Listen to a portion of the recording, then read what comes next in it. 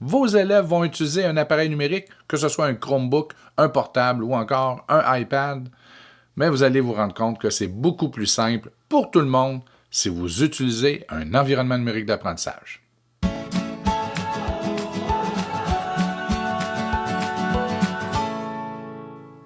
Donc, voici une autre capsule non scriptée. J'ai une idée de ce que je vais proposer comme activité pour faire la démonstration, mais je ne l'ai pas essayé. Ça se peut qu'il y a des difficultés. C'est normal, c'est ça la vraie vie.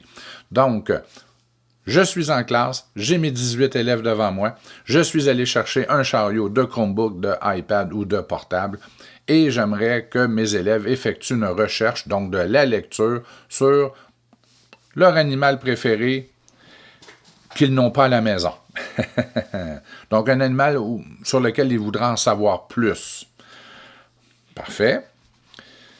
Si je n'utilise pas d'environnement numérique d'apprentissage, ce n'est pas un enjeu. Je vais leur donner les consignes comme je viens de vous les donner, en leur disant qu'ils ont tant de minutes, l'intention c'est ceci, il y aura un petit questionnaire par après. Bon, OK, ils vont faire leur lecture. Donc, ça se vit très bien. Mais si je voulais que par la suite, les élèves partagent leur choix d'animal et le lien qu'ils ont utilisé, le site web ou l'article qu'ils ont consulté, sans environnement numérique d'apprentissage, pourrait écrire un courriel, m'envoyer le courriel, il va falloir que j'aille les courriels, ils vont se tromper. Juste ouvrir le courriel, ça risque de prendre une demi-heure. Pas de partage. Ça va être trop compliqué. Ou il pourrait peut-être venir à l'avant et le dire à voix haute devant tout le monde. Pas l'idéal. Ensuite, disons qu'on oublie le partage, mais ils font quand même leur lecture et ils vont faire leur bout de travail. Ensuite, pour poser quelques questions sur la lecture, avec ou sans environnement numérique d'apprentissage, ça se fait très bien. Avec l'environnement numérique d'apprentissage, on fait un formulaire, on pose une question. Sans environnement numérique, la feuille de papier et le crayon, ça fait très bien l'affaire. Une photocopie avec les questions. Qu'avez-vous appris sur votre animal? Qu'est-ce qui vous a le plus surpris? Donc ça se fait très bien. Ensuite, on pourrait aller vers une activité d'écriture, demander de composer quelque chose ou de résumer. Avec un environnement numérique d'apprentissage, ça se fait encore au même endroit. On parle de Teams et de Classroom. Sans environnement numérique d'apprentissage, une autre feuille de papier ou en deuxième partie du questionnaire. Ça pourrait très bien se vivre aussi. Et on voudrait ensuite partager le travail des élèves aux collègues, donc aux autres élèves du groupe. Là, c'est moins facile. Si on n'a pas d'environnement numérique d'apprentissage, si on a une caméra document en classe, là, on pourrait prendre la caméra document et placer le document sous celle-ci, projeter à l'écran. Mais là, il va falloir le faire pour tous les élèves. Si ça prend une minute par élève, là, c'est une demi-heure qu'on vient de perdre. Ou l'élève pourrait venir à l'avant et faire la lecture. C'est tout ça qu'on évalue. Si on a un environnement numérique d'apprentissage, ils vont pouvoir partager, puis nous, on distribue les travaux, puis ça se fait en quelques clics. L'activité se vit d'une manière analogique ou numérique, mais je dois avouer que c'est pas mal plus simple. On va en avoir une démonstration. On peut faire exactement la même chose dans Teams. Donc, allons-y avec la démonstration de cette situation-là. Donc, vous avez ici à droite la vue enseignant, à gauche la vue élève. Donc, je désire que mes élèves aillent le consulter. Ils ont déjà les appareils devant eux, un site web, un article où ils vont apprendre sur un animal. Allons-y, je vais aller dans Classroom, dans ce cas-ci, ou dans Teams. Je pourrais créer un devoir, mais je vais choisir ma classe. Je pourrais créer un devoir, mais ce n'est même pas nécessaire. C'est simple, on désire uniquement qu'ils nous partagent le nom de l'animal ainsi qu'un site web. Je vais faire une annonce. Quel est votre... On va l'appeler l'animal du jour. Quel est votre animal du jour? Puis là, je vais inscrire ne pas oublier... Là, attendez, là, j'ai coché une touche. Ne pas oublier le lien. Ne pas oublier le lien. On gardait ça simple. Regardez, je publie. Et voilà, c'est fait. Les élèves ont le Chromebook devant eux ou le portable, peu importe. Un clic, ils sont dans le Classroom. Ils vont aller dans leur classe. Et là, vous avez, quel est votre animal du jour? Ne pas oublier le lien. Parfait. Bon, on va faire une recherche. Disons que c'est que j'ai pas à la maison. Écureuil. Ça serait quasiment drôle. Bon, éléphant. Là, on va l'écrire avec des fautes. Éléphant. Ah, éléphant. Éléphant. Ah, un article sur Wikipédia. Ben, allons-y.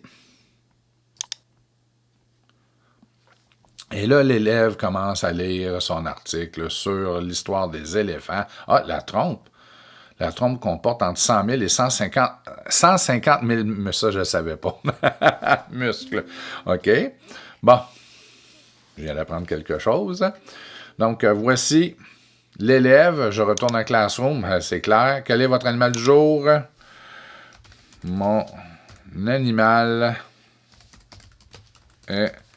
Puis là, j'ai vu que ça prenait des accents aigus. Éléphant. 2 points. Ah, puis mon site web. Mon site web, ben, je reviens ici. Hein, je vais faire copier. Je reviens là. Et je vais faire coller. Donc, c'est important de montrer copier-coller. Et voilà.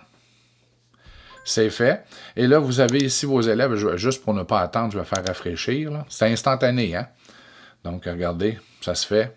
C'est instantané. Là, vous allez avoir vos 10, 12, 13, 14 élèves où on va voir leur choix ainsi que le nom du site web là, qu'ils ont consulté. Voilà, c'est tout. Ils ont fait leur activité de lecture. Si maintenant vous désirez leur faire répondre à un questionnaire, un court questionnaire, ben vous auriez le choix. Dans Travaux scolaires, ici, ils pourraient avoir, OK, là c'est la vue élève, là, évidemment, là, mais si dans Travaux et devoirs, vous pourriez créer, juste poser une question, mais créer un questionnaire ou même faire un devoir, c'est comme vous voulez, mais le questionnaire ferait très bien l'affaire. Ou vous pourriez simplement poser une question. T'sais, vous pourriez même fonctionner de la même façon qu'on a utilisé, vous pourriez poser une question ici. Qu'avez-vous appris si vous désirez que ça soit partagé directement dans le Classroom? Si vous voulez que ça soit dans un document, à ce moment-là, un devoir ici, ça va être l'idéal. Wow, c'était simple. Je pensais pas que même... on l'utilise pas assez, le fil de discussion ou le fil d'actualité. À réfléchir, hein? Ensuite, la production écrite. Ben, on pourrait, hein, si je reviens ici, on pourrait demander aux élèves de le faire papier-crayon, mais c'est sûr que s'ils le font en numérique, ils pourraient ajouter aussi quelques images. Ben, pourquoi pas? Donc, allons-y. Donc, travaux et devoirs. Je vais faire un devoir. Devoir, ça veut dire qu'il va y avoir un retour. Titre, votre animal... Attendez.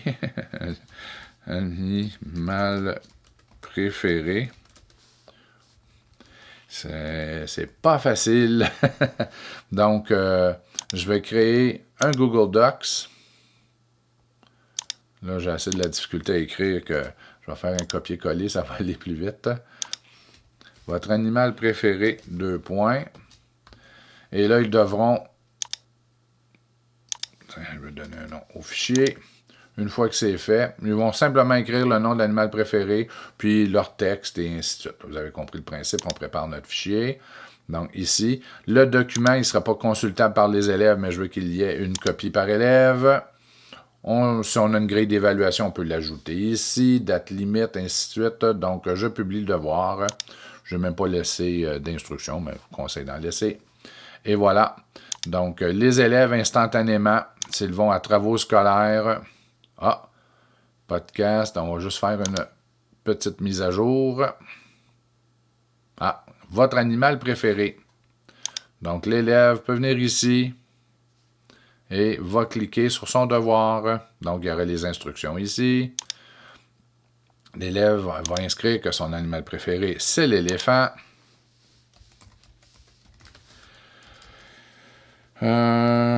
J'ai découvert que 3 petits points. Et là, on va pouvoir mentionner voici l'histoire de l'éléphant qui ne savait pas.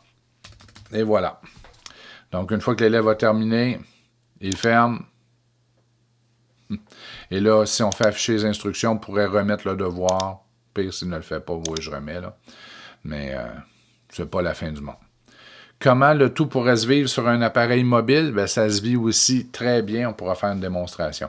Donc, wow, c'est fait. Ensuite, partager si l'enseignant, comment l'enseignant va voir les travaux qui ont été réalisés en passant.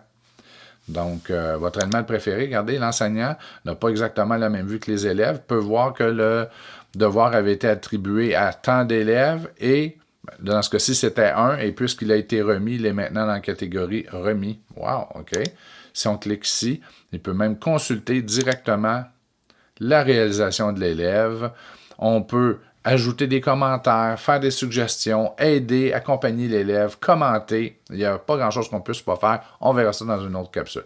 Mais, en gros, ce qu'on souhaite, c'est de pouvoir avoir accès à l'information que l'élève a fait rapidement. Et on pourrait assez facilement maintenant redistribuer, si on le désire, aux autres élèves les réalisations de leurs collègues. Wow! Ben, c'est ça.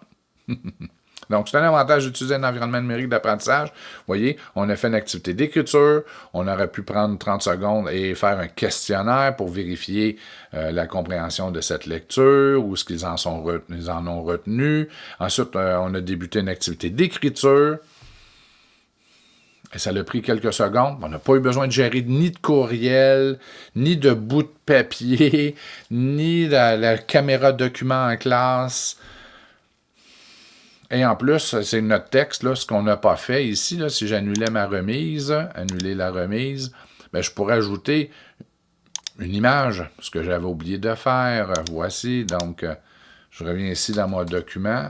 Voilà, c'est vrai, je l'avais remis, mais en temps normal, vous comprenez que là, j'aurais pu prendre l'image ici, copier l'image et venir l'ajouter dans mon document. Mais là, c'est ça, on va actualiser, là. On va lui donner une petite chance. Oui, je peux. Bon. Et voilà, j'ajoute mon éléphant. Et là, je pourrais remettre pour une seconde fois. Hein, j'avais oublié de le faire.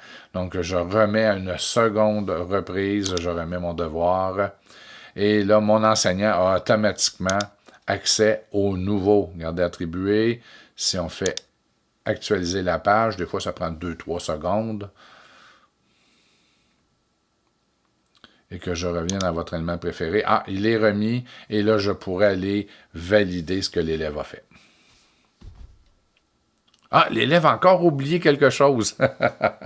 Il pourra encore annuler la remise puisque je ne suis pas entré à l'intérieur de son document et que je ne l'ai pas évalué. Donc, tant aussi longtemps, on peut le permettre, ou encore l'enseignant, l'enseignante pourrait simplement fermer le travail. Donc, on peut aussi faire ça. Ça sera dans une autre capsule. Salut, bye, c'est déjà assez long, mais c'était une démonstration d'une utilisation quand même relativement simple, mais qui permet tellement d'avantages lorsqu'on utilise Teams ou Classroom. On peut faire la même chose dans les deux environnements. C'est beau. Salut, bye. Bon partage.